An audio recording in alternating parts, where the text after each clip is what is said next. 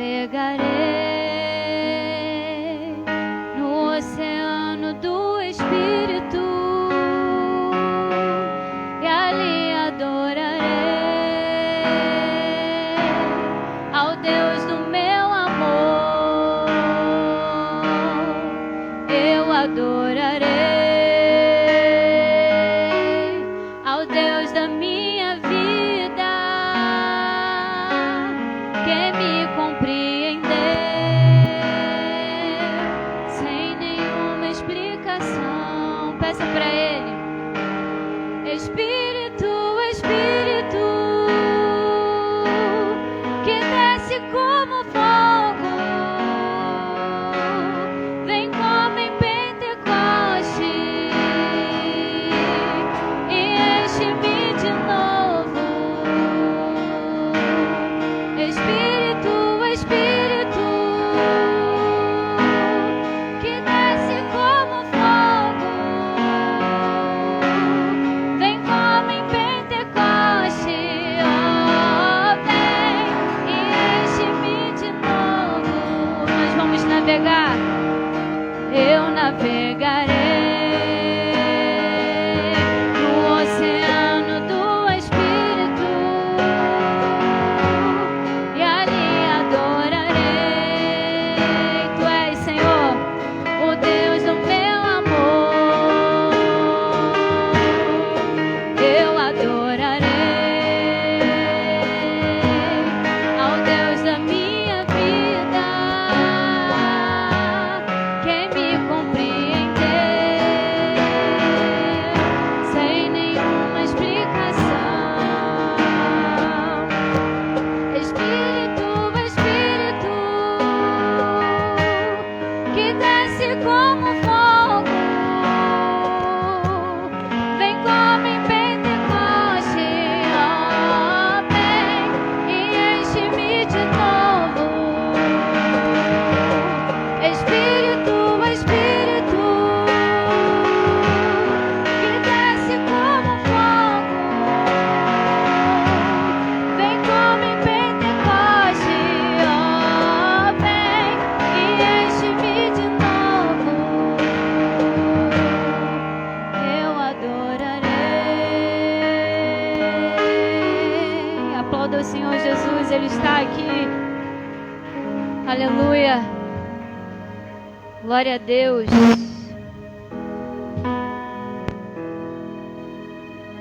O Espírito Santo de Deus está aqui. Ele está operando. Ele está operando de várias formas. Aleluia. O mesmo Espírito Santo que batiza, o mesmo Espírito Santo que batiza como fogo, que te faz falar em línguas, é o mesmo Espírito Santo que liberta, que consola, que cura. Ele está aqui. Ele está aqui. Aleluia. Seja adorado, seja engrandecido nesse lugar, Jesus. Não nos deixe sair da mesma maneira que entramos, Senhor. O Senhor Jesus está aqui. Há uma mesa posta para você. Não saia daqui de mãos vazias. Se permita ser cheio do Espírito Santo de Deus. Se permita ser cheio do Espírito Santo. Quando você for cheio do Espírito Santo de Deus, as pessoas te reconhecerão na rua. Elas olharão para você e identificarão o Senhor Jesus na tua vida. Se permita ser cheio do Espírito Santo. É o Espírito Santo que batiza. É o mesmo que muda os seus hábitos. Muda a sua forma de agir, a sua forma de falar, a sua forma de pensar. Esse Espírito Santo está aqui. Aleluia. O ambiente já mudou. Teu Espírito está aqui. Se você crê, as evidências surgirão.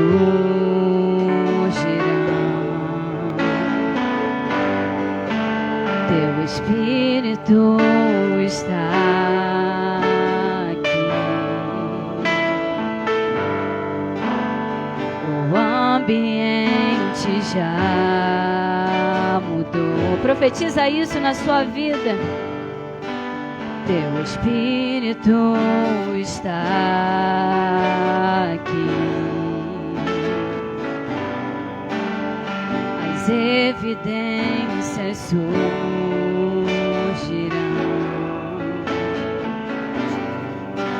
Teu Espírito está aqui. Peça para Ele. Flua nesse lugar, transborda teu amor que nos envolve.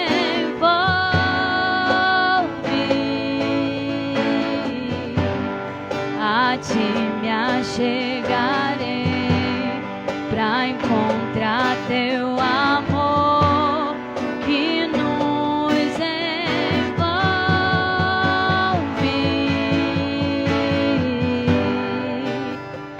O ambiente já mudou. Declare isso é profético. Teu Espírito está aqui. As evidências surgirão.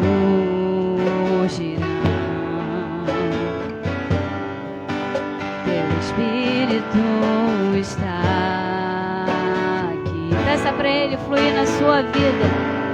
Flua nesse lugar, transborda teu amor que nos envolve.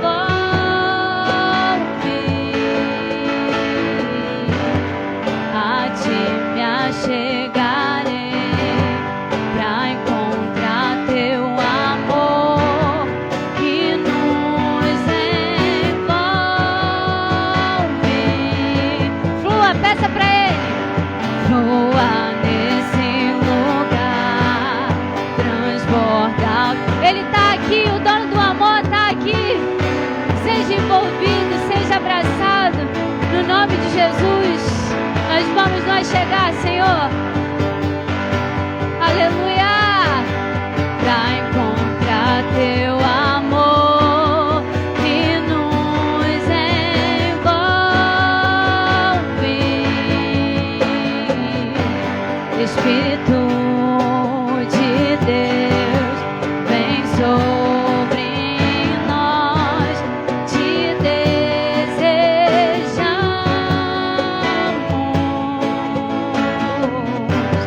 Teu reino vem, faz teu querer, como no céu.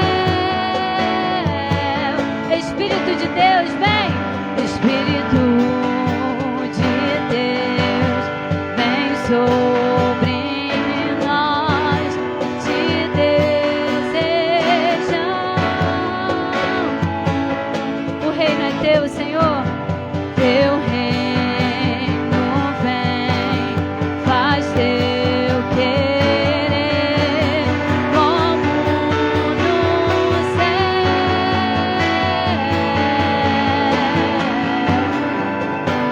Milagres vão acontecer. Se você crer,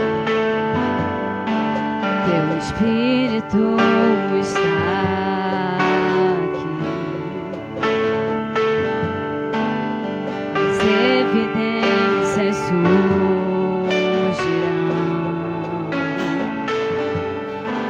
Teu Espírito está aqui. Declare isso mais uma vez. Milagres. Milagres vão acontecer.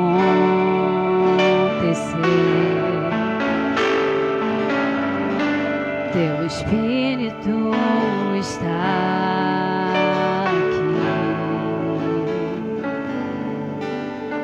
As evidências surgirão.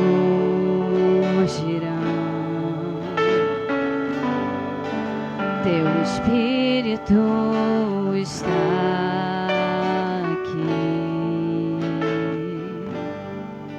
Aleluia.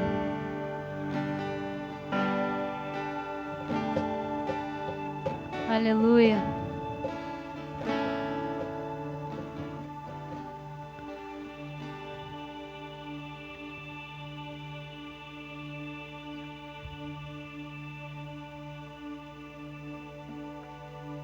Continue ligado.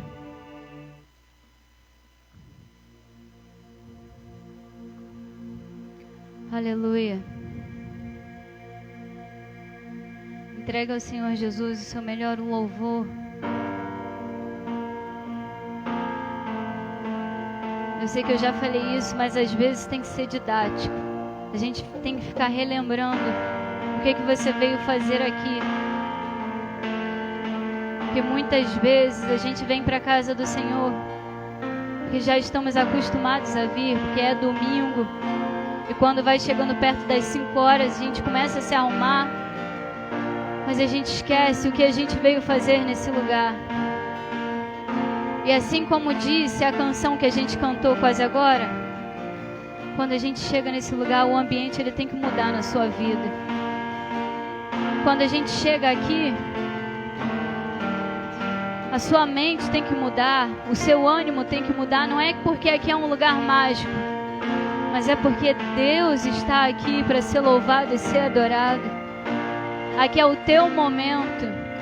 Aqui é o teu momento de entregar a tua melhor adoração junto com o seu irmão.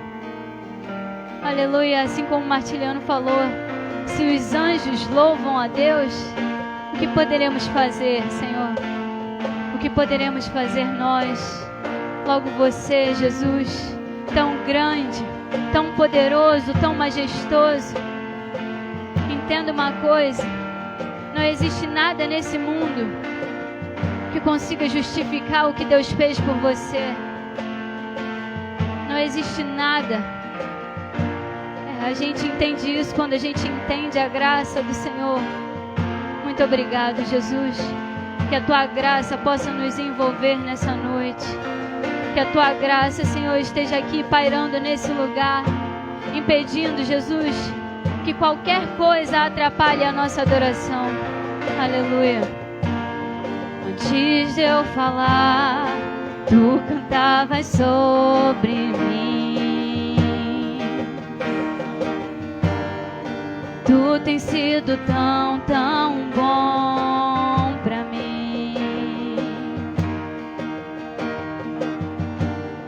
Antes de eu respirar, sopraste tua vida em mim.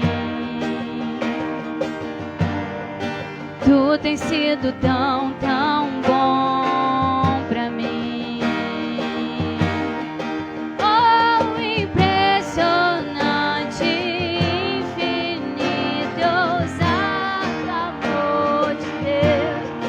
Oh, que deixa as 99 só pra me encontrar.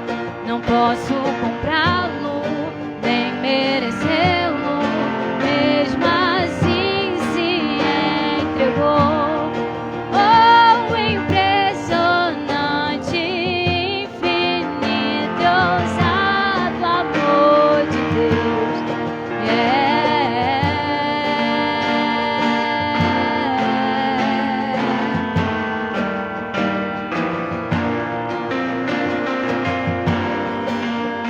Aleluia.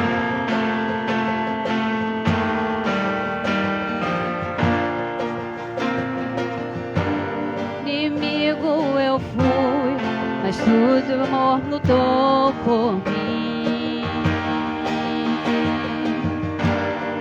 Tu tens sido tão, tão bom pra mim. Não tinha valor, mas tudo pagou por mim.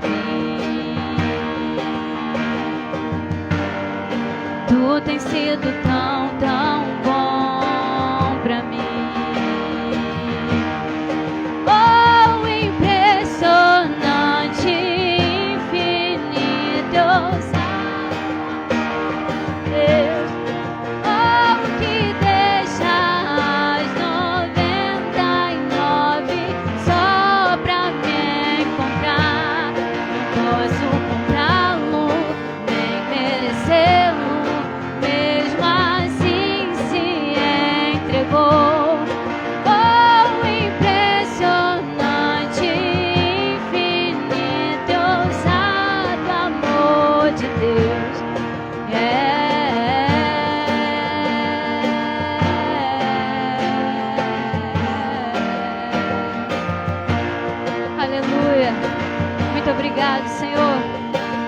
obrigado por esse amor que me resgata todos os dias.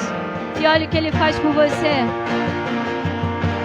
Traz luz para as sombras, escala as montanhas pra me encontrar. Derruba as muralhas, destrói as mentiras pra mim. É isso que Ele faz por você todos os dias, quantas vezes forem preciso. Ele traz luz para a tua vida, só para te encontrar. Aleluia, Senhor. Derruba as muralhas, destrói as mentiras pra me encontrar. Declare isso com toda a sua força. Traz luz para as sombras, destrói as montanhas pra me encontrar.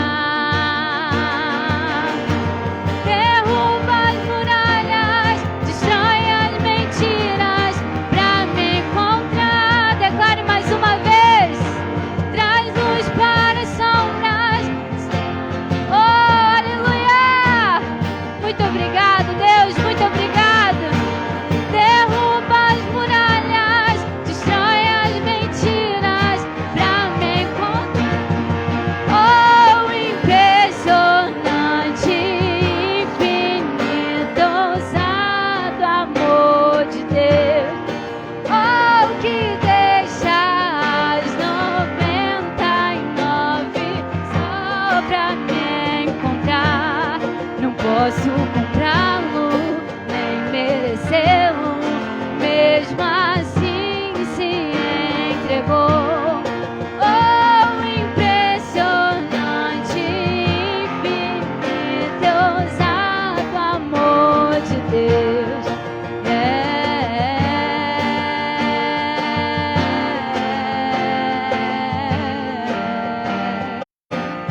Aleluia, Jesus.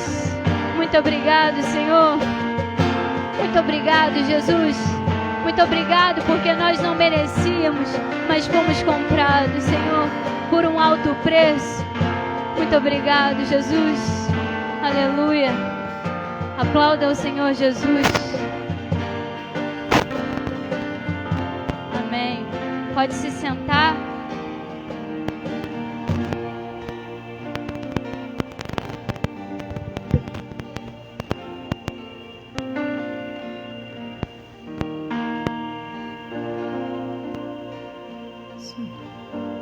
Jesus é bom, amém?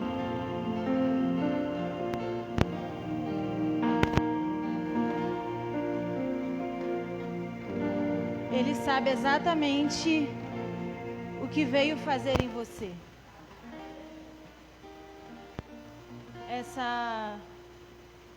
Esse louvor, ele é maravilhoso, porque nós percebemos exatamente que Deus sabe o que veio fazer por nós. E como a Letícia explanou, o que viemos nós fazer aqui. Mas Ele já sabe exatamente o que hoje Ele vai realizar na tua vida. E isso é lindo, porque Ele sabe cada segundo, antes mesmo de nos expressarmos ou falarmos alguma coisa. Ele sabe o que iremos dizer e Ele sabe exatamente, olha, eu vou fazer isso por você. Eu vou fazer isso em você. Ele nos conhece, amém? Abra sua Bíblia comigo. 2 Reis, o capítulo 4. E o versículo 8. É meu microfone? 2 Reis 4, o versículo 8. Uma passagem bastante conhecida. E Deus, Ele falou algumas coisas comigo que, com certeza, eu espero que Ele fale da forma que Ele desejar tratar com você nessa noite.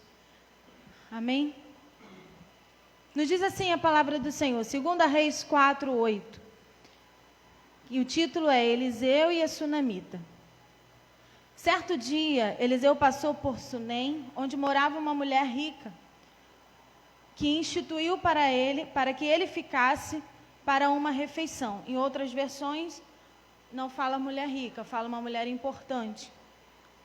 Assim, todas as vezes que passava por lá, entrava para fazer uma refeição. Ela disse ao seu marido: vejo que esse que passa sempre por aqui é um santo homem de Deus.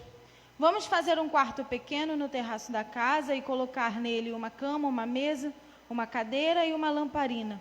Assim, quando ele vier à nossa casa, poderá ficar ali. Um dia, vindo o profeta para ali, retirou-se para o quarto e se deitou. Então disse ao seu servo Geazi: vá, chama esta sunamita. Ele a chamou e ela se pôs diante do profeta. Este tinha dito a Geazi que dissesse a ela: a senhora nos tem tratado com muito cuidado. O que podemos fazer pela senhora? Podemos falar em seu favor junto ao rei ou ao comandante do exército? Ela havia respondido: eu estou bem, vivendo no meio do meu povo.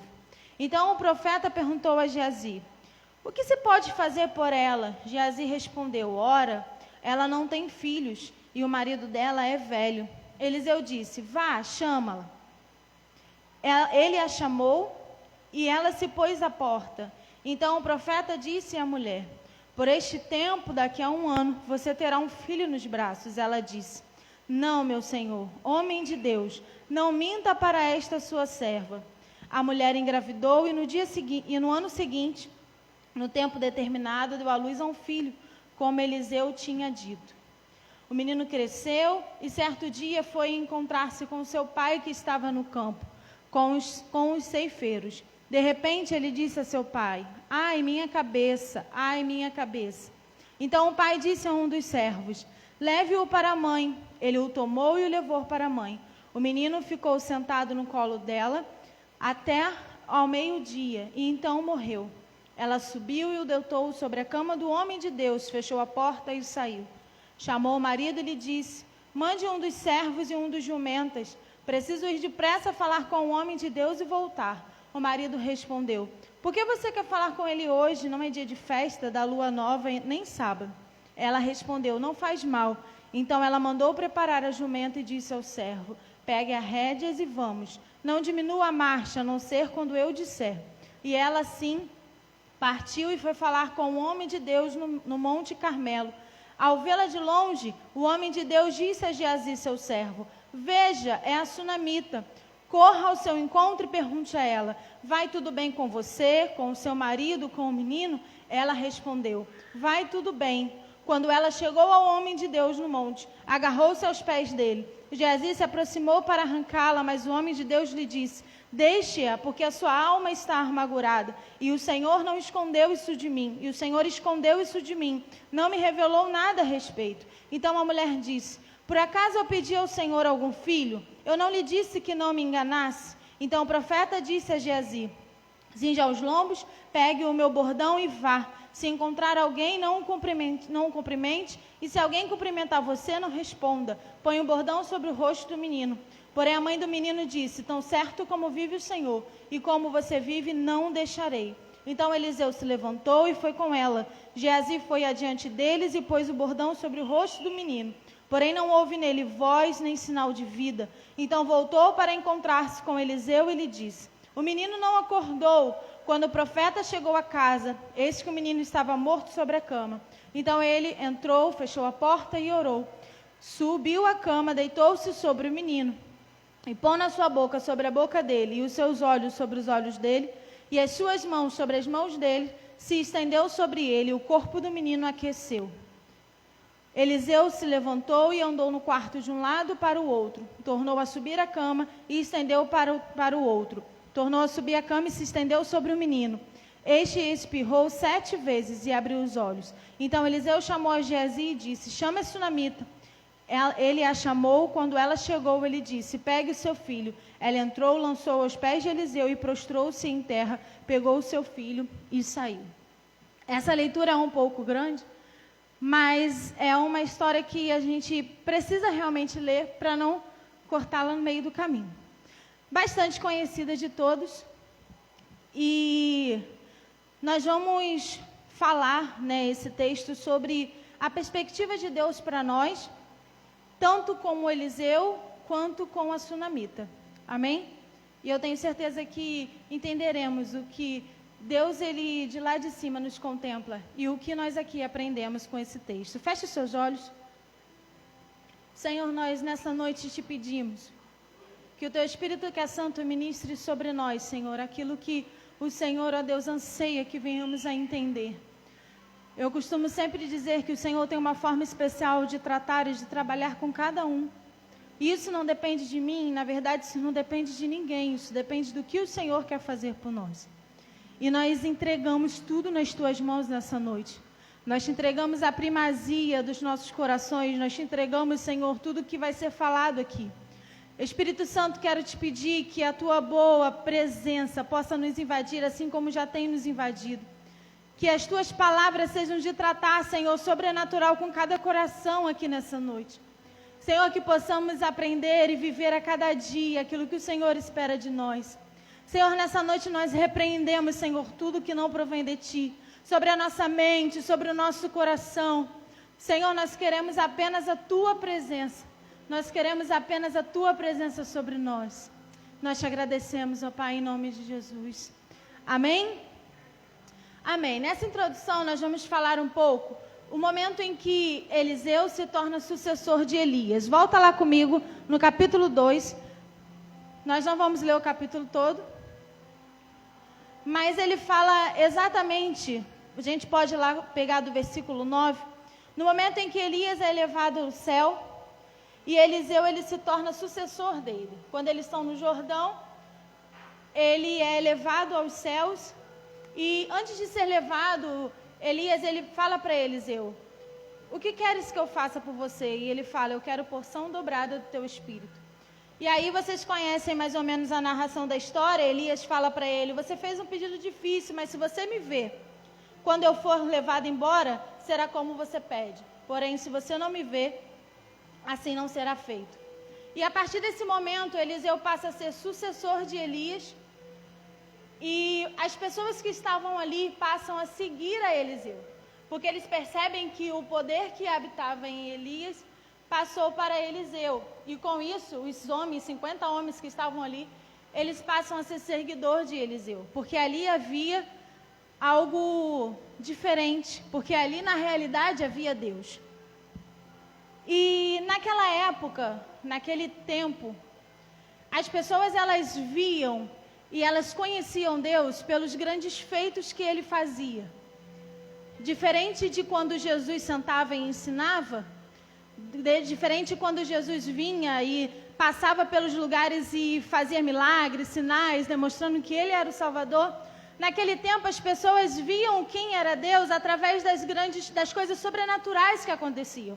Tanto em guerras, que Deus ia lá e falava os seus profetas, falava lá aqueles reis e eles venciam as guerras, coisas extraordinárias aconteciam. Eram coisas assim, para a gente surreal hoje. Você imagina, a gente vê mais ou menos metade das coisas do que aquele povo via. Então as pessoas elas conheciam a Deus dessa forma. Sempre tinha que ter um profeta e um guia. Deus sempre levantava reis, Deus sempre levantava profetas, para que a partir dessas pessoas o poder dele fosse manifesto. Então as pessoas elas conheciam dessa forma quem é Deus. E com Eliseu foi exatamente dessa forma. Ele passou a receber aquilo que Elias tinha, e ele passou a ser conhecido como profeta, porque Deus fazia coisas sobrenaturais através da vida dele. E quando a gente chega nesse texto, ele está passando por Sunem, ele passa por lá algumas vezes, e nesse momento a mulher, ela percebe, ela chama Eliseu para ir na sua casa comer, e a partir dali ela percebe que ele é um homem de Deus. Eliseu ele não se torna apenas um sucessor de Elias para viver simplesmente as coisas sobrenaturais. Na verdade, sempre existe um propósito. Eliseu ele passa a se tornar uma referência. Repara, a mulher ela chama ele para comer em sua casa, e conforme a convivência, porque ele já estava habitando lá, toda vez que ele ia para Sunem, a mulher vira para o seu marido e fala: eu percebo que este é um grande homem de Deus. Vamos fazer um quarto para ele, vamos arrumar direitinho, toda vez que ele vier, ele vai dormir e vai habitar aqui. Então, Eliseu não passa apenas a ser uma pessoa pela qual Deus vai vir e vai operar coisas sobrenaturais. Ele passa a ser uma referência do poder de Deus.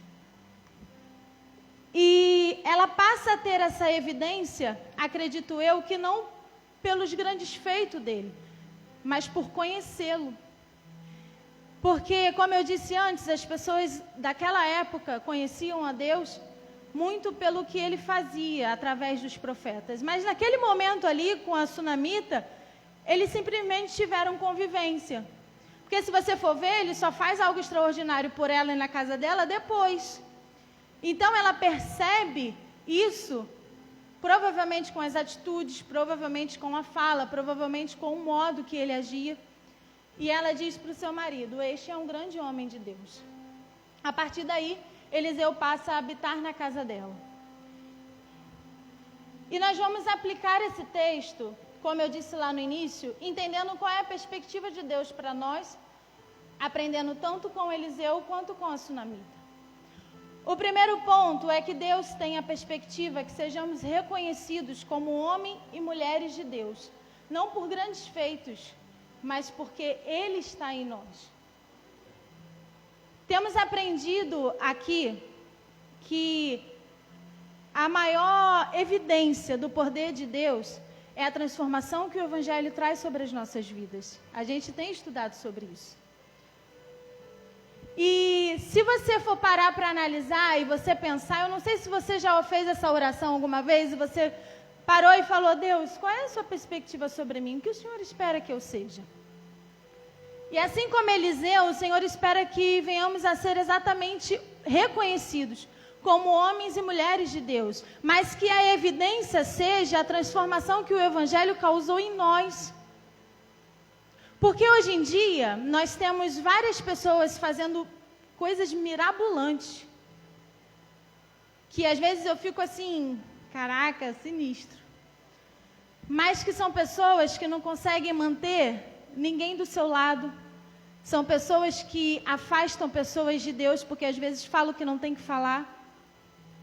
São pessoas que vivem lá fora uma coisa que a pessoa olha para o outro e fala: meu Deus, não tem como conviver. Tem pessoas que a família não consegue ficar perto, mas aqui em cima faz o poder descer. Nós precisamos ser reconhecidos porque o Evangelho nos transforma. E não porque o Senhor te deu um dom de você aplicar e as pessoas verem coisas acontecer através de você. Você pode não ter o dom de aparente para ninguém. Você pode não curar na hora, você pode não transformar, levantar um coxo, curar, ou então alguém vir aqui e você orar e a pessoa ficar liberto. Mas se você aplicar o Evangelho na sua vida, o Carlinhos disse isso na quinta-feira, você não precisa olhar e falar: caramba, é muita coisa, tudo de uma vez. Mas se o poder transformador do Evangelho fazer algo em você, isso é o reconhecimento que Deus espera. Que você seja visto dessa forma. Sabe, nós vivemos às vezes tanto tempo no Evangelho e tanto tempo não nos mudou. Muita coisa não nos mudou. Porque às vezes eu digo por mim, nós pegamos um texto e aplicamos. E aí aqui fica confortável. Aqui tá bom. Mas lá fora, as pessoas falam: olha, não dá nem para ficar perto do fulano. Que difícil. A gente convive com o mundo lá fora. E a perspectiva de Deus para nós, assim como aquela mulher reconheceu que Eliseu era um homem de Deus, por conviver períodos de pouco tempo com ele, ela percebeu isso. Você repara que o texto não narra que ela falou assim: nossa, eu vi o homem de Deus fazer fogo descer do céu. Não, ela o trouxe para casa, ele ficou com eles, moraram ali e habitavam. E ela virou e disse: eu vejo que ele é um grande homem de Deus. Porque sim, a unção estava sobre a vida dele, sim, mas porque a transformou a vida dele. A unção está sobre você, o Evangelho já está dentro de você, e isso é transformador. A mulher, ela se torna espectadora de um homem publicamente conhecido, mas que o que fez ela perceber que ele era um homem de Deus, como eu disse, foi a convivência de pouco tempo. Se você tem a oportunidade de conviver com alguém pela primeira vez, ou pela segunda, ou convive há tempos, seja uma referência de Deus. A expectativa de Deus é que sejamos isso, que sejamos uma referência do poder dele, que as pessoas veem em nós o que o Evangelho fez realmente. Você não precisa falar bem, você não precisa cantar bem, você não precisa fazer coisas extraordinárias, você precisa ser um homem e uma mulher de Deus. Você precisa ter uma palavra na hora de que alguém precisa, você precisa ter o Evangelho no seu coração, você precisa ter conselhos que estejam baseados na palavra de Deus, não apenas porque nós queremos, é o meu jeito de ser, eu sou assim, não, mas o que Deus quer que você fale para aconselhar alguém. Às vezes a sua realidade não é a realidade de outra pessoa. A minha realidade não é a realidade do meu irmão que está do meu lado. E aí, de repente, a sua forma de ser ou o seu conselho não vai caber. Mas o que Deus quer que você diga, o que Deus falar vai caber. Porque a vontade de Deus, ela é boa, ela é perfeita, ela é agradável.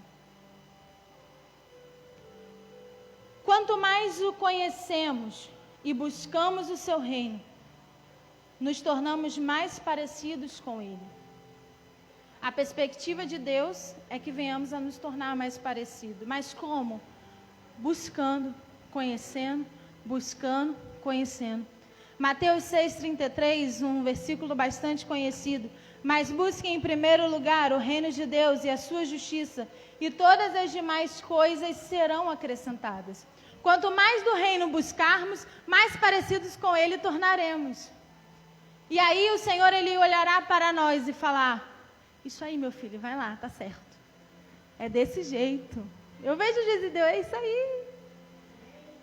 Porque buscar o reino de Deus é entender realmente o que essas palavras têm de verdade, o que ele quer estabelecer aqui na terra.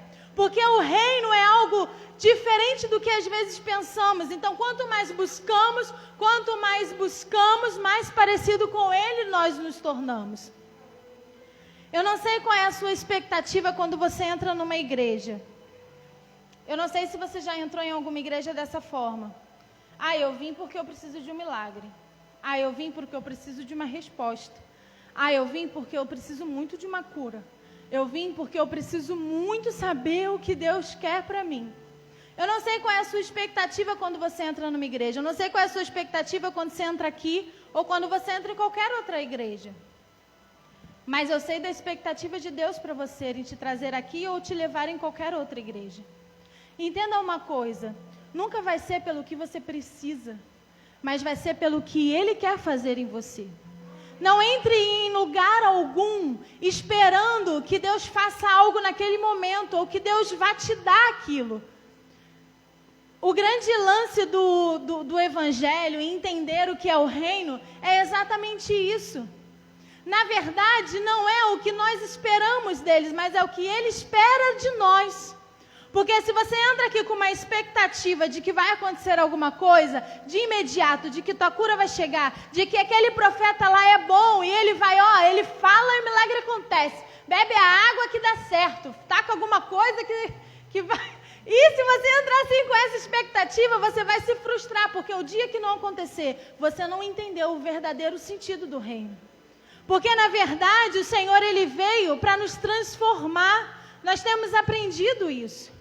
O Senhor, Ele veio para nos mudar e a expectativa dEle é dizer para você: busca primeiro o reino e as demais coisas eu acrescento. Tem gente convivendo com enfermidades até hoje e não recebeu a cura e não mudou quem Ele é em Deus. O Rafael mesmo explanou esses dias falando sobre a irmãzinha que morreu recentemente com uma... Não, o Rafael falou de uma irmã que ele até foi no enterro, que era irmã de oração, que ela ficava ali buscando a Deus e lutava anos e anos e anos com uma enfermidade que no final das contas ela faleceu por conta da enfermidade. Mas a irmã estava todo dia, toda hora ali, fazia o papel dela, orava, buscava, transformava vidas. Pessoas viram a referência que aquela mulher se tornou. Se ela vivesse no Evangelho com a expectativa da cura, ela seria frustrada. Deus não quer você frustrado. Ele quer você maduro, entendendo que se você buscar o reino, buscar a justiça dele, as demais coisas serão acrescentadas sobre você. É estranho a gente pregar sobre isso, porque a gente escuta isso quase sempre. Mas eu tenho a live também que está rolando. E porque nós estamos aqui sempre entendendo isso. Mas de vez em quando a nossa mente ela se perde. Porque às vezes a gente cria expectativa. E é bom criarmos expectativa em Deus. Mas não de uma forma que te faça vir aqui apenas pela sua expectativa. Ou que te faça ir em outro lugar apenas pela sua expectativa. O Senhor, ele tem algo, o Evangelho é algo extraordinário. Aonde ele vem para transformar, ele vem para restaurar. Acabou o apito. Ele vem para restaurar. E ele vem para mudar as nossas vidas. A expectativa de Deus é que sua vida seja alcançada por essa verdade. E que ela te transforme dia após dia. Nós aprendemos aqui os 3 pilares do Evangelho. A justificação, a santificação e a glorificação. Eu quero 3 pontos por causa disso, tá?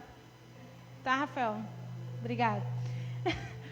A justificação que acontece apenas uma vez. Quando Cristo, ele já nos justificou. Quando ele vence a morte e o pecado. E isso já não nos domina mais. Você vem aqui por causa disso. Entenda. Primeiro pilar que te faz vir aqui, a justificação. O Senhor, ele te justifica. Apenas uma vez, ele morreu pelos teus pecados, ele morreu pelos meus pecados, ele morreu para nos livrar do pecado e da morte. Essa é a maior motivação que temos para vir aqui e declarar e adorar e bendizer ao nome do Senhor. A santificação é quando nós fazemos isso dia após dia. É algo que iremos fazer para todo sempre enquanto vivermos. Santificar-nos a cada dia. E a glorificação é quando estaremos com Ele. É para isso que você veio aqui. Para entender que existe um Cristo que te justifica. Que existe um Deus que deu o seu Filho para morrer em seu lugar. Para que você possa viver hoje livre, transbordando na presença dEle. Para que você viva em santidade, dia após dia. Vivendo conforme a vontade de Deus. E para que em breve você esteja de volta para o seu lar. O Senhor, Ele tem essa expectativa sobre nós. E isso é bom nós lembrarmos sempre. Porque faz lembrarmos o motivo pelo qual Ele nos chamou. Você tem um propósito. Então cumpra esse propósito. Está dentro de você o que o Senhor te enviou, o que o Senhor te deu. Ele já te capacitou. E você não precisa procurar de porta em porta. Você só precisa abraçar o que Ele já te deu. Viva em constante com Deus. Os milagres, eles são consequência. A cura é consequência. A libertação é consequência. Consequência de quê? De tudo o que falamos, da transformação que o Evangelho faz nas nossas vidas. A expectativa de Deus é que venhamos a ser cartas vivas, lidas de verdade por outras pessoas. Lá em 2 Coríntios 3, o versículo 2 e o 3. Se você puder, abre aí comigo.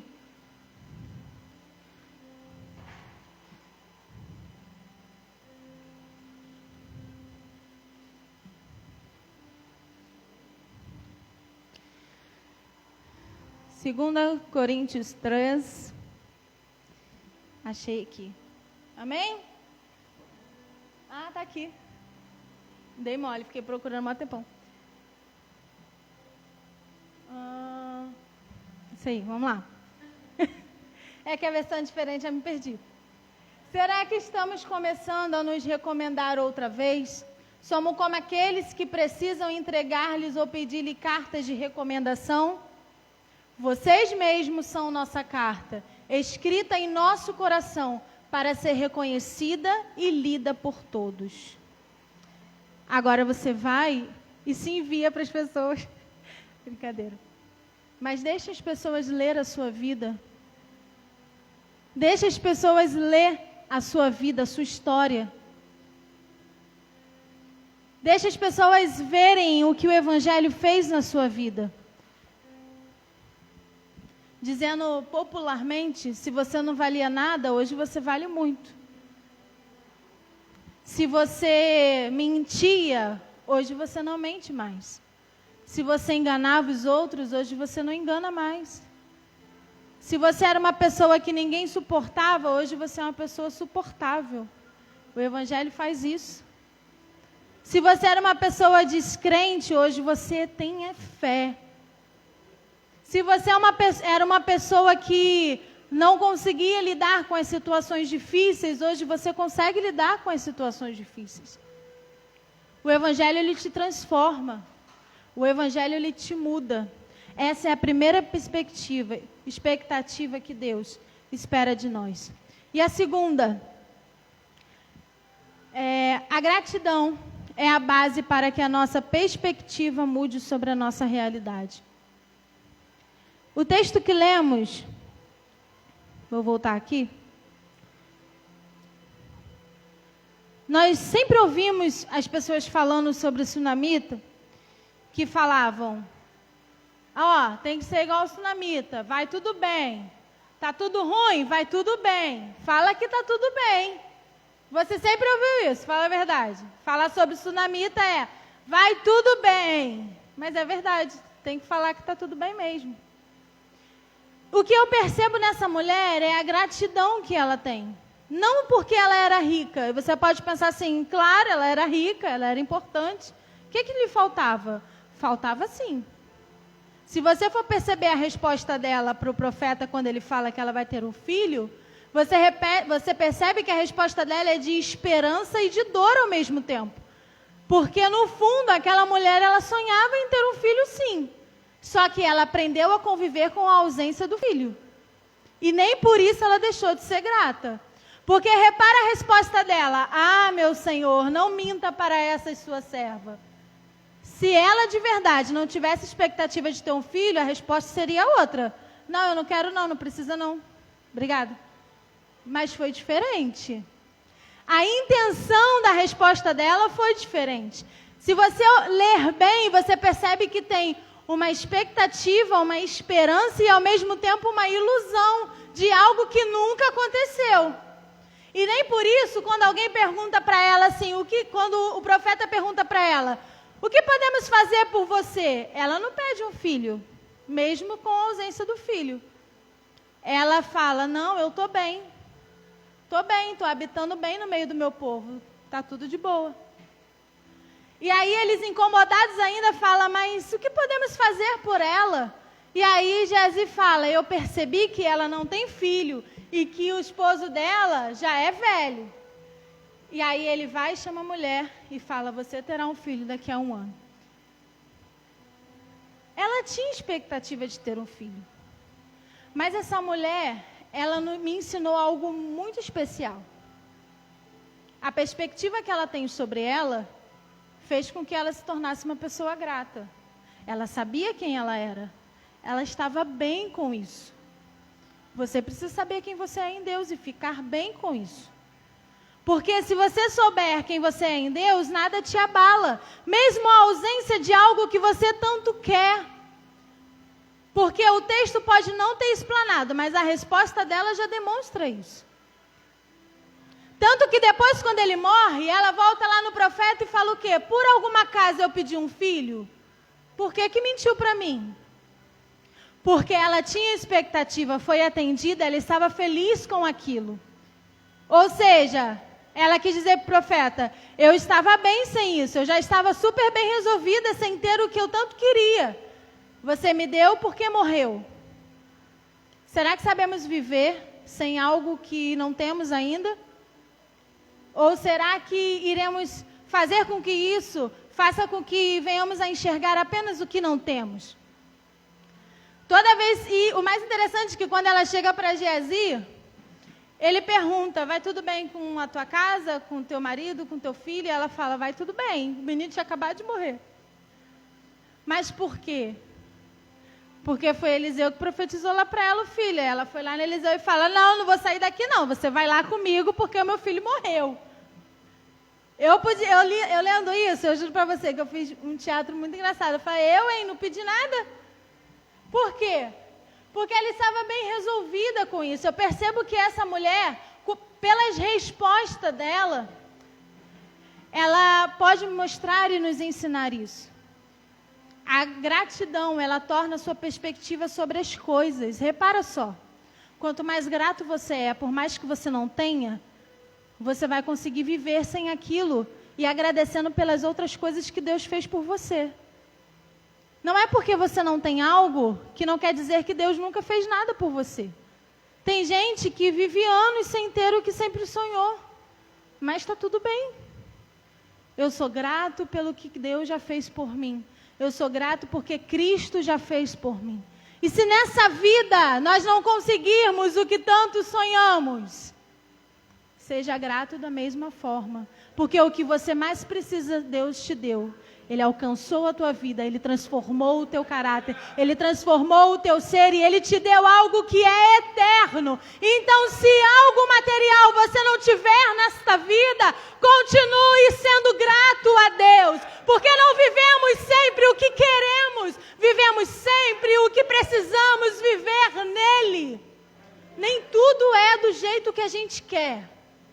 E a gente quer muita coisa do nosso jeito. Mas Ele que sabe o que passaremos. Nós vivemos situações que nós não esperávamos viver. E isso é frustrante demais. Mas o Senhor diz, nessa situação que você está vivendo, aprenda o que eu quero te ensinar. Porque dali você vai viver outra coisa. E de repente pode ser também o que você não quer viver. Mas você não disse que seria dependente dele? Então, dependente não escolhe caminho, dependente aceita caminho que o Senhor coloca para você viver. É claro que existem coisas na vida que acontecem porque a gente não sabe explicar. Acontece. Mas mesmo não acontece, o Senhor está com você. Viu, João? Acontece, caiu aí. Se quebrou, acontece. Mas por quê? Porque o Senhor, Ele coloca em nós isso. E a gratidão tem que sempre estar no nosso coração. É um texto simples, de respostas simples e diretas, que não tem muito que enrolar para dizer, é isso. E depois de um tempo, vocês vão perceber que Eliseu ainda ajuda aquela mulher, mas ela vivia bem com aquilo que ela tinha. E aí o nosso desafio é viver dessa forma. Não acredite no evangelho de sempre você ter. Ultimamente só tem perdido. Mas o evangelho não muda. Se você for a algum lugar que te promete várias coisas, vá para o que Deus ele te diz. Porque o evangelho não é necessariamente isso. Ele faz sim por nós. Ele nos cura, Ele nos restaura, Ele nos transforma, Ele nos liberta, Ele nos dá coisas grandes, nos dá coisas novas. Mas Ele nunca prometeu que não passaríamos dificuldades. Ele sempre prometeu estar conosco em todas as dificuldades. No mundo teremos aflições, mas tenhamos bom ânimo, porque Ele venceu e com Ele nós venceremos. 1 Tessalonicenses 5,18 nos diz assim: em tudo dai graças, porque esta é a vontade de Deus em Cristo Jesus para conosco. Em tudo darmos graça. Isso tem sido um ensinamento para mim tremendo. Parar de reclamar e dar graça. Parar de reclamar e dar graça.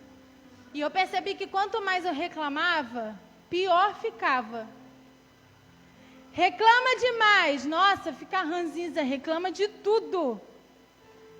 E aí você passa a agradecer mais pelo que você vive.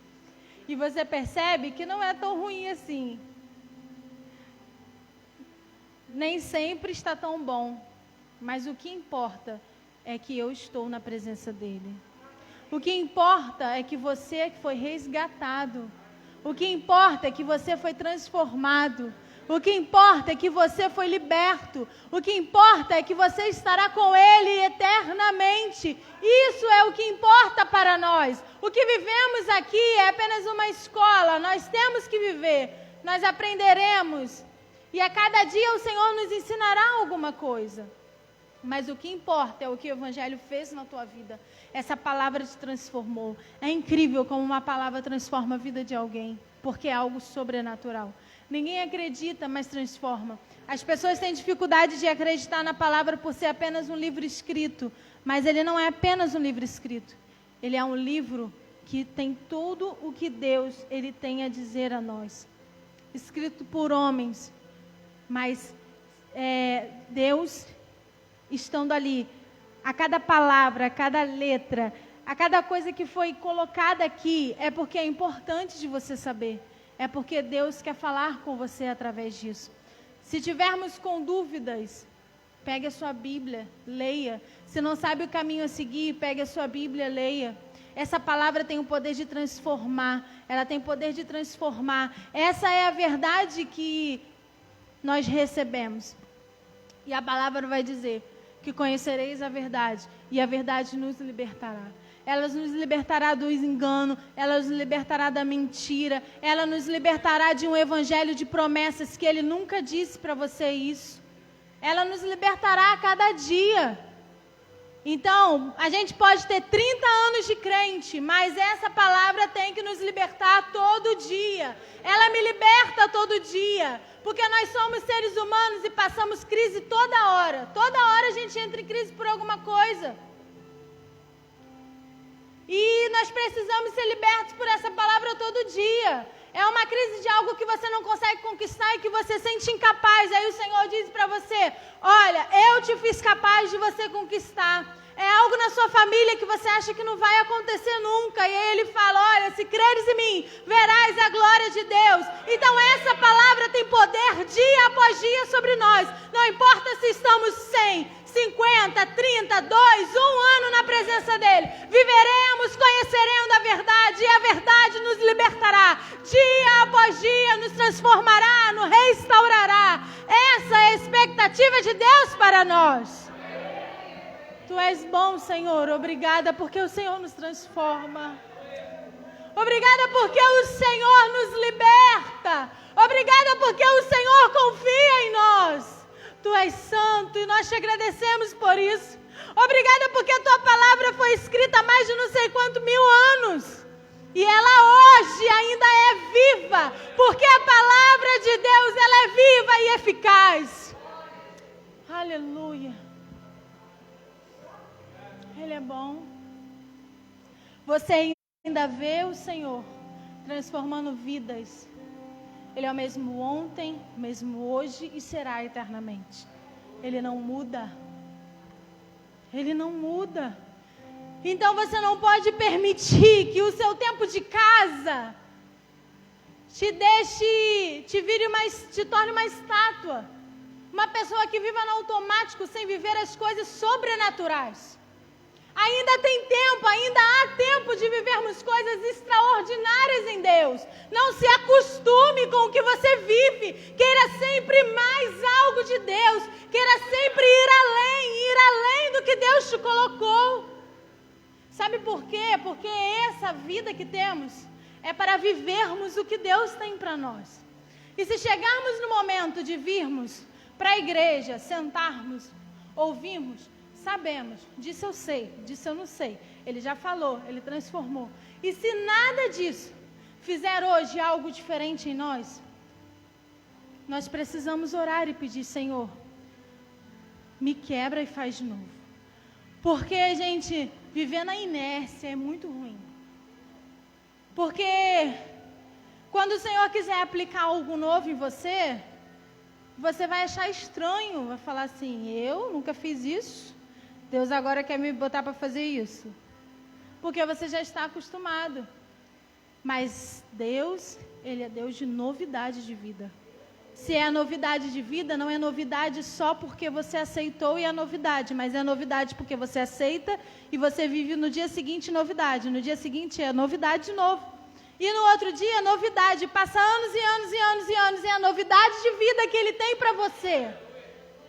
Isso eu não consigo nem imaginar total. Você imagina, gente, eu fico pensando assim, é muita gente. E Deus tem novidade de vida para cada um. Meu Deus do céu, aqui nós somos o quê? 20? Nem sei. Mas tem lugares que tem mais de 100 pessoas. Outros 50. Você junta todo mundo, dá quanto? Professora de matemática. É muita gente. Dá 1000. Dá 1000.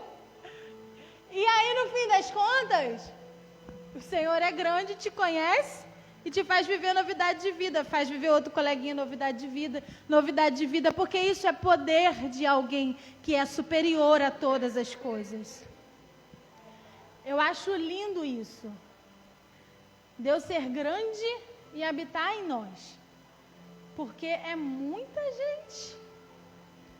E essa onipotência, essa onipresença que Ele tem, de estar em todos os lugares ao mesmo tempo, de ter todo o poder, de ser onisciente, de saber de todas as coisas, é algo transformador para a gente. Você é especial para Deus.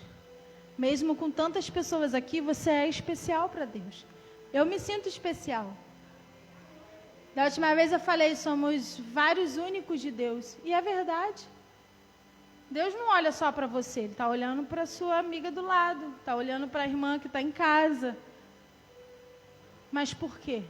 Porque Ele tem todo o poder, porque Ele está em todos os lugares e Ele sabe de todas as coisas. Essa grandiosidade nos faz viver coisas lindas.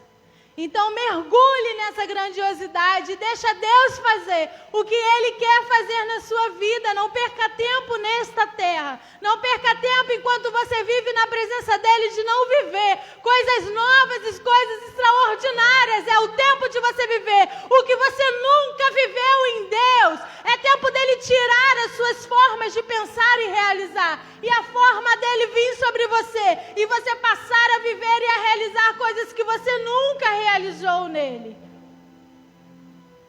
Se você canta uma música, por exemplo, e você nunca tentou cantar outra, tente cantar outra. Se você sempre teve vontade de fazer algo que você nunca conseguiu, tente fazer. De repente é o ir, o tentar, o realizar. E Deus vai operar através da tua vida. O nosso desafio é nos tornarmos a cada dia o que Deus quer que venhamos a ser. Essa carta viva, essa pessoa que alguém olha e quer ser transformado porque você também foi. Essa é o nosso desafio. E o segundo desafio é não deixar que a gratidão saia dos nossos corações. Aprender a conviver, assim como Paulo disse. Eu sei passar, eu sei viver todos os momentos. Tendo ou não tendo, claro que o texto não faz as palavras, mas é para a gente simplificar. Tendo ou não tendo, na abundância ou não, eu sei viver todos os momentos da vida. Porque esse é o verdadeiro evangelho, que te traz aqui, que te transforma, que te restaura, que te faz viver em novidade de vida o tempo todo. E que a partir daí, você buscando, você prosseguindo em conhecer a Ele, as demais coisas serão acrescentadas na tua vida. Se está difícil no início da caminhada, eu não sei se você está no início, se você está no meio, ou se você continua caminhando, não importa o tempo. Todo momento vai ser difícil. Pô, mas aí não tem nada de bom? Tem. A diferença é que o difícil você vai estar com Deus do teu lado. Porque todo mundo passa momentos difíceis. Isso não é exclusivo de crente. Claro que de vez em quando parece que aperta um pouquinho mais, mas isso não é exclusivo. A diferença é que passamos com Ele as nossas dificuldades. E que em tudo Ele nos ensina algo que é eterno. Que Ele diz para nós: aqui você aprende, aqui eu te ensino, mas eu produzo em você peso que é eterno. É o que a palavra diz, que as tribulações do tempo presente não podem se comparar ao peso da glória que está preparada para nós. Pense sempre nisso. Nós estamos vivendo não por viver, nós temos um propósito. Nós estamos vivendo não porque já estamos acostumados, estamos na igreja porque estamos acostumados, não. O Senhor, Ele nunca parou de querer fazer coisas novas em nós que paramos de querer aceitá-las. E aí, se você se acostumar a viver assim, tudo bem. Você vai viver assim, e aí vai. Você chegará na eternidade. Mas se você escolher viver coisas extraordinárias, esse é o tempo. Esse é o tempo que o Senhor te chama para viver algo que você nunca viveu. Esse é o tempo que o Senhor te chama para você conhecer algo que você nunca conheceu. E isso não está fora da palavra, não. Pelo contrário. Deus que te conhece, Ele sabe da sua estrutura, Ele sabe de como que você é. E por isso, Ele deseja fazer em nós coisas grandes e coisas maravilhosas. Por mais simples que seja, queira viver o novo de Deus para a sua vida, para a sua casa, para os seus sonhos, para os seus projetos. Que você possa crer, você possa acreditar, que você possa confiar em Deus. Que o Evangelho te transforme, me transforme a cada dia. Que a gente não caia no engano que nós estamos na presença há muito tempo e por isso estamos bem. Que venhamos a ser confrontados dia após dia. Olha, isso aqui não está legal. Olha, isso aqui eu posso melhorar. Deus, o que o Senhor espera de mim? A gente tem um costume muito de pedir as coisas a Deus. Isso é normal, nós somos filhos, o filho pede para o pai um monte de coisa mesmo. Mas às vezes nós precisamos querer que a vontade dele venha sobre nós. E simplesmente deixarmos isso acontecer de uma forma natural. Deixar com que ele nos invada mesmo. Que ele nos transforme mesmo. Que ele faça tudo novo mesmo. De uma forma natural. Você está aqui para viver algo diferente. Você está aqui para ser levado a algo diferente. E não é diferente porque a gente espiritualiza tudo, não, mas é diferente de verdade, porque essa palavra aqui, ela pode ser escrita, você pode ler esse texto 500 vezes, e cada vez que você ouvir alguém dizer, vai ser uma coisa diferente. Como isso? Porque Deus, Ele quer fazer diferente. Porque Deus sabe o que nós precisamos ouvir e aprender. E é exatamente esse Deus que vem a cada dia nos ensinar coisas muito boas. Amém? Se coloque de pé. Eu vou pedir o Rafael para estar orando.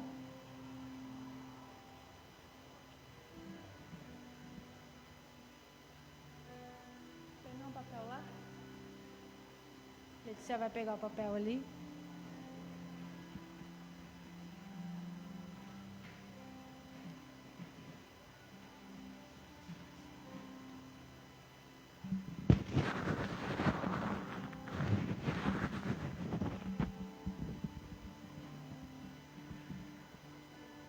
Feche seus olhos. Pai, nós te louvamos, Senhor. Ore comigo nessa noite. Não me deixe orando sozinho. Pai, nós te louvamos. Tu és o Deus, ó Pai, o único Deus, que escolheu habitar numa casa bem menor do que o Senhor. Tu sendo o Deus Todo-Poderoso, grandioso, majestoso, escolheu morar numa casa pequena, para muitos insignificante, Tu habita dentro de nós, Senhor. E, Senhor, sermos a Sua habitação traz para nós uma responsabilidade muito grande. Nós somos filhos do Abba e templos do Espírito Santo.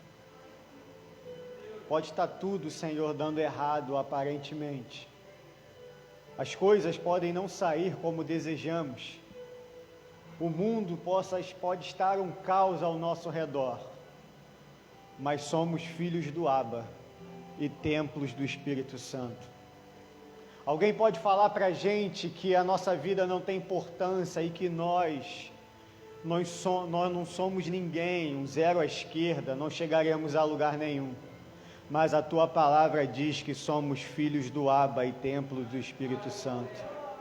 Somos mais do que vencedores, não pela nossa força, mas porque, Senhor, somos mais do que vencedores, apesar de sermos fracos, porque o Senhor habita em nós. A nossa força não é produzida pelos nossos músculos, a nossa força é produzida pelo Teu Espírito Santo que habita dentro de nós.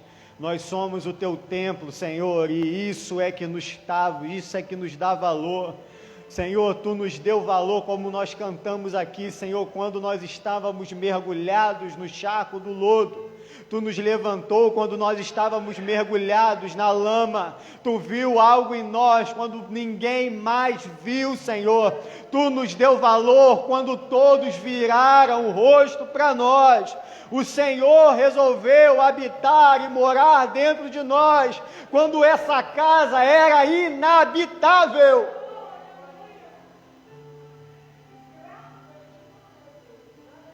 É Tu que luta as nossas guerras, Senhor. E como foi pregado de forma extraordinária aqui nessa noite, que nós possamos ser gratos a Ti, porque o que o Senhor já fez por nós, Deus, é incomparável, imensurável, insubstituível. Tu limpou essa casa que estava suja, abandonada, destruída, e mora dentro dela. Tu nos colocou assentados como príncipes e sacerdotes, e nos deu um caminho aberto, sandálias novas, e a direção de volta para o lar. Então, Pai, muito obrigado. Muito obrigado, Senhor, porque Tu nos ama, e Tu nos ensinou o que é o amor. Muitos de nós vivemos uma vida sem entender o que é o amor, porque não tivemos amor de pai, de mãe, de ninguém. Muitos não conheciam o que é o amor de verdade. Mas quando esse evangelho que Paulo fala que é o poder de Deus nos alcançou, Pai, nós entendemos o que é o amor ágape, o amor que não busca justificação no outro, mas o amor que é tão grande, tão poderoso, tão extraordinário, que se justifica em si mesmo, o amor sacrificial. Nós entendemos o que é o amor, não, Senhor, teoricamente, nós entendemos o que é o amor, porque o próprio amor se apresentou para nós, o próprio amor resolveu habitar em nós, o próprio amor resolveu nos ensinar dele e para ele o que é amar. Por isso que estamos aqui, Senhor. Muito obrigado, Deus. Obrigado, Pai. Pode sentar, me dá um minuto. Agradeça a Deus aí, coloca a mão no teu coração e fala: obrigado, Senhor. Não merecia, mas obrigado. Nós vamos ofertar ao Senhor, e eu vou usar esse mesmo texto que a Thaís usou,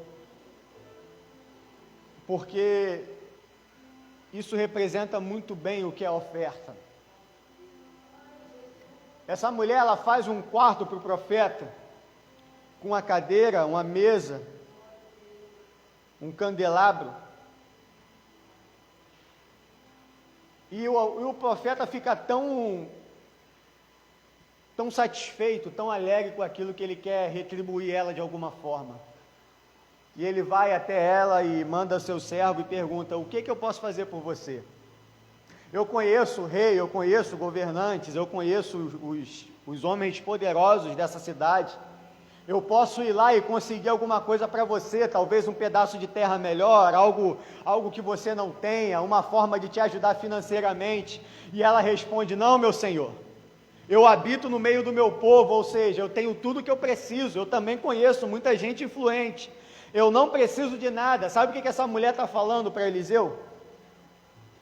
Está falando assim: Senhor, não, meu Senhor, eu não fiz isso aqui querendo nada em troca. Eu fiz isso aqui pela alegria e pelo prazer de ter o Senhor perto de mim. Eu não fiz isso aqui esperando que o Senhor venha para cá com um presente, ou que a sua influência gere algo em mim. Não, como a Thaís falou, eu já tenho tudo que eu preciso. Eu sou grato com aquilo que o Senhor já me deu. Isso aqui é gratidão, é só uma forma de trazer a tua presença para mais perto de mim, é só uma forma de te presentear com um pouco daquilo que o Senhor já me deu. Eu sou grata. E o que é oferta, meu irmão? A gente está aprendendo umas monstruosidades aí fora, uns absurdos, que se você não der, o devorador vai na tua casa, vai roubar o biscoito da tua filha, vai te deixar doente. Se você não der, você vai ficar com a perna quebrada, Deus vai fechar a porta de emprego, você vai ser mandado embora. Se você não der, Deus vai enviar o migrador, o cortador, e a gente acaba dando por medo, porque a gente começa a conviver com um Deus que é um carrasco, porque eu tenho o que fazer, senão Ele me castiga. E não, isso não é oferta. Isso não é relacionamento com Deus. Nós não servimos a um Deus carrasco que nos castiga se a gente não faz o que Ele quer. É isso que é relacionamento, que a Thaís acabou de falar aqui. A gente tem uma imagem tão deturpada que a gente traz isso para as áreas da nossa vida, a gente acha que não, eu tenho que dar tudo, porque se eu der tudo, Ele vai me abençoar. Se eu der oferta, Ele vai continuar aqui repreendendo o capeta do devorador, o rato gigante que vai roer a minha despensa e vai manter as portas abertas. Não é nada assim. Não é assim. Quando Caim e Abel vão dar oferta, você leia esse texto em casa com bastante cuidado. A Bíblia vai falar que Deus primeiro aceitou Abel e depois a sua oferta. Relacionamento com Deus, meu irmão, é um relacionamento de gratidão. Eu não faço com medo dele me castigar. Deus não é um carrasco. Deus é amor. Eu faço porque eu amo. Mas para a gente chegar nesse nível de maturidade demora muito tempo. Então a gente fica se machucando, fazendo, achando que quanto mais fazemos, mais Deus vai ficar satisfeito com o nosso sacrifício. Não existe nada, como foi falado aqui, nada que você possa fazer aqui que altere o que está feito lá em cima. Você não pode acrescentar nem um dedo, nem um palmo ao amor que Deus já sente por você. Então o que eu faço? Eu agradeço a Ele porque essa graça me alcançou. É difícil falar de oferta assim porque essa perspectiva faz com que você tenha maturidade e entenda. Então tem muita igreja que cresce, que fica rica, cheia, nessa perspectiva de oprimir o povo a dar dinheiro. E isso é muito pobre para o que Deus tem para a gente, é muito pequeno. Deus não precisa do teu dinheiro. Eu vou usar esse momento de oferta para te dizer que Deus não precisa do teu dinheiro. A gente precisa, mas Deus não. se eu tiver com o coração fechado, turbado, se eu não quiser dar, não dê. Deus não vai fazer com que o devorador coma o biscoito da tua filha, do teu filho. Deus não vai fechar a tua porta de emprego. Se você for um profissional competente, pode ficar tranquilo, a porta permanecerá aberta. Agora, se eu entendo o que é gratidão, e como a Thaís falou, Carlinhos falou na terça, eu fico feliz porque a gente está vendo que a nossa mensagem ela está reverberando e a gente está falando uma mesma linguagem, que a gente está vendo que isso é real na nossa vida, não é só um discurso, porque a gente vai aprendendo que o Evangelho, meu irmão, não tem como, e essa foi uma das discussões de terça-feira, não tem como você ser alcançado por esse Evangelho e não começar a gerar os frutos do Espírito Santo, não começar a gerar mudança na tua vida, porque os frutos é a árvore que gera, é você que tem que começar a gerar esses frutos. Então, você tem que começar a fazer o que a Thaís acabou de ministrar aqui: amor, maturidade, paciência, esse tipo de coisa que a gente vai aprendendo ao longo da caminhada. Então, a tua oferta é a tua gratidão. Dito isso, eu vou deixar bem claro para que depois o que eu fale não pareça contraditório com o que eu acabei de falar agora. Tua oferta é gratidão. Paulo fala que você não deve ofertar por necessidade, nem por pesar. Não é por uma necessidade, nem porque tem alguém ofertando do meu lado, não é isso. Você precisa ofertar com o coração grato. Isso é oferta, é gratidão. Mas a Bíblia também fala que nós devemos comunicar as nossas necessidades. E vocês sabem mais do que ninguém, e aqui é tudo muito transparente, nós somos uma igreja pequena e precisamos de ajuda. Semana que vem nós vamos fazer o nosso aniversário de 2 anos. Foram 2 anos de luta, peleja, batalha. Sinceramente, Letícia colocou uma lembrança há um tempo atrás, né, há 2 anos atrás e um pouquinho, a gente estava pedindo a Deus uma direção para onde a gente iria, o que a gente iria fazer. Hoje, olhando pelo viés da pregação da Thaís, a gente está muito bem. Muito bem. Muito bem, porque o que eu tenho de mais precioso e o que eu vejo que Deus nos deu, que é mais precioso, não são os ar-condicionados, os instrumentos, não são os ventiladores, nada que está aqui. O que Deus nos deu, está nos dando, que é mais precioso, é a maturidade. É um evangelho de verdade. É um evangelho raiz.